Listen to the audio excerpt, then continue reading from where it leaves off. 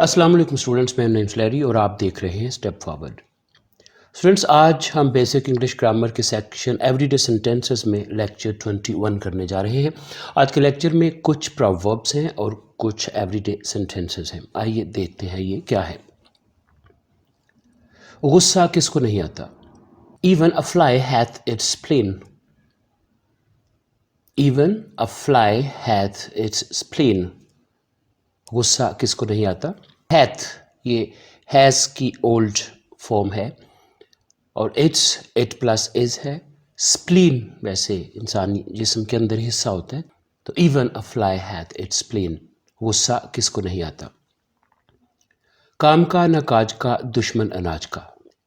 Even a pin is good for something and this is more than you are. Even a pin is good for something and this is more than you are. काम का न काज का दुश्मन अनाज का। इसको आप इस तरह से भी कह सकते हैं, you are good for nothing. आप किसी काम के नहीं हो। स्टूडेंट्स, ये आप उस वक्त बोलते हैं जब आप किसी को कोई काम करने का कहते हैं, वो नहीं करता तो आप गुस्से में आकर उसको कह देते हो कि काम का न काज का दुश्मन अनाज का। Even a pin is good for something and this is more than you are. छोटी से छोटी चीज की भी कीमत होती है। Even a single hair has its own shadow. छोटी से छोटी चीज की भी कीमत होती है। सिंगल एक, इवन यहां तक के, शैडो कहते हैं साए को। लेकिन जब ये प्रोवर्ब में आता है तो यूं बनेगा, even a single hair has its own shadow. तुम कोई बड़े फन्ने खान नहीं हो। You are not a big wig. You are not a big wig. Students, big wig मुमकिन है आपके लिए न्यू वर्ड हो। इसका मतलब होता है कोई इंपॉर्टेंट पर्सनालिटी, अहम शख्सियत को कहते हैं। जरा दूर रहो। Keep safe distance. Keep safe distance. Keep का मतलब वैसे रखना होता है, इनकी जरा फासला रखो। कीप रखना होता है, फर्स्ट वर्ब है। केप्ट, केप्ट इसका सेकंड और थर्ड वर्ब है। और सेफ का मतलब होता है महफूज, और डिस्टेंस फासला। यहाँ ये बनेगा ज़रा दूर रहो, ज़रा फासले पे रहो, ज़रा फासला रखो। Keep safe distance. दूर के ढोल सुहाने।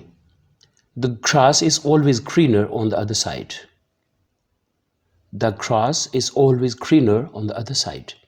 दूर के ढोल सुहाने। दाल में काला। More to it than meets the eye. More to it than meets the eye. इनकी आंखों को जो नज़र आ रहा है बात उससे कुछ ज़्यादा है। जैसे हम डे टू डे लाइफ में कहते हैं कि दाल में कुछ काला है, तो दाल में काला, more to it than meets the eye. तुम्हारी अकल चरने गई है। Your wits are gone a wool gathering. Your wits are gone a wool gathering. ये आप उस वक्त बोलते हैं कि जब आप किसी को सुस्ती का ताना देते हैं, किसी को कोई काम करने का कहते हैं, वो नहीं करता, तो फिर आप गुस्से में आकर उसको ताना देते हैं कि तुम्हारी अक्ल क्या घास चरने गई है या घास चरने गई थी। तो इसका जो प्रोवर्ब है वो ये बनता है, your wits are gone a wool gathering. वैसे वूल कहते हैं उनको, और गैदर का मतलब होता है इकट्ठा करना। वर्ब है ये। Gather first verb, gathered, gather इसका सेकंड और थर्ड वर्ब है। और गॉन इसमें जो लगा है ये गो का थर्ड वर्ब है। गो, वेंट, गॉन। और विट्स कहते हैं अक्ल को, सोच समझ बूझ को।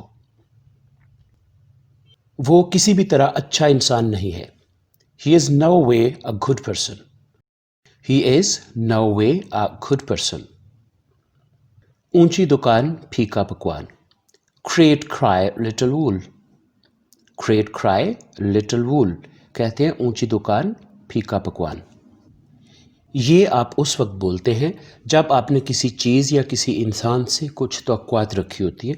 उस चीज़ या इंसान के बारे में आपने बड़ा सुन रखा होता है, लेकिन जब आप मिलते हैं या वहाँ जाते हैं तो आपको वो रिज़ल्ट नहीं मिलता जिसकी आप तवक्को रखते हो। तो उस वक्त आप कहते हैं ऊंची दुकान फीका पकवान।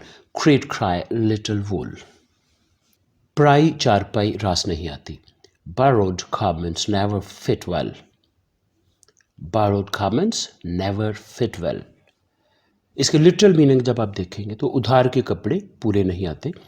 बारो फर्स्ट वर्ब है, बारोड सेकंड और थर्ड वर्ब है, लेकिन यहाँ जो बारोड है ये हमने एडजेक्टिव के तौर पे यूज़ किया है, तो बारोड गारमेंट्स बन जाएगा उधार के कपड़े। लेकिन प्रोवर्ब जब ये बनती है तो उस वक्त हम ये कहेंगे borrowed garments never fit well, प्राय चारपाई रास नहीं आती। स्टूडेंट्स ये देखिए आपने आज के सेंटेंसेस और कुछ इसमें प्रोवर्ब्स हैं, इनको आपने अच्छी तरह से ज़हनशीन करना है, साथ ये भी याद रखना है कि इनको हम किस मौका पर यूज़ कर सकते हैं। स्टूडेंट्स आज के लिए इतना ही, इसके साथ ही मुझे इजाज़त दीजिए, अपना ख्याल रखिएगा, खुदा हाफिज़।